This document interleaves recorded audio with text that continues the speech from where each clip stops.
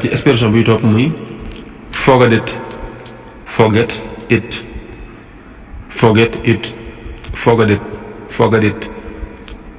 waaw parfois nga dégg mu xaw a bar lool ndaxte accent anglais dafa xaw a gaaw forget it wala forget it mooy ci wolof bàyyi ko wala boog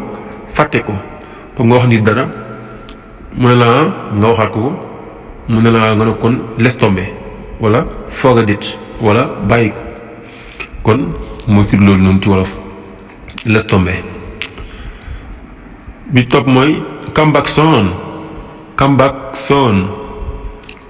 mooy gaawal dellu si wala da nga ñëwaat ci kanam boo ko waxee baax na ci français revenez vite. bi topp mooy time is up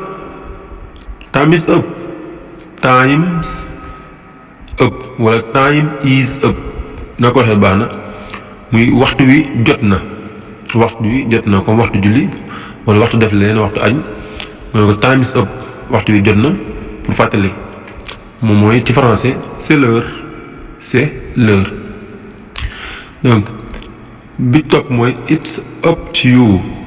wala it is up to you loolu wax baax na li forme contract la xëy na dañuy ñëw ak yéen ci grammaire bi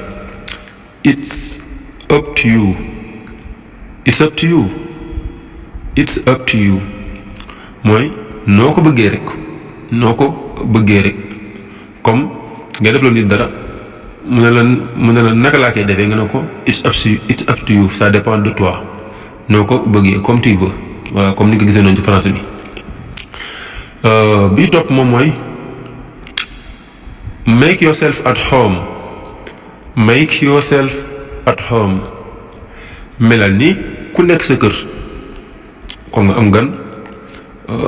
ba ko wax dalal ak jàmm nga ne ko melal ni ku nekk sa kër maanaam make yourself at home ci français mooy fais comme chez toi wala faites comme chez vous dañu faral di dégg ñu ngi wax lu bëri bëri. suñ expression bi toppaat moom moo nekk I'm fed up with it. I am fed up with it. I'm fed up with it. mooy dama sonn ci lii wala dama cee sonn ci français lu mu bëgg di wax mooy j'en ai marre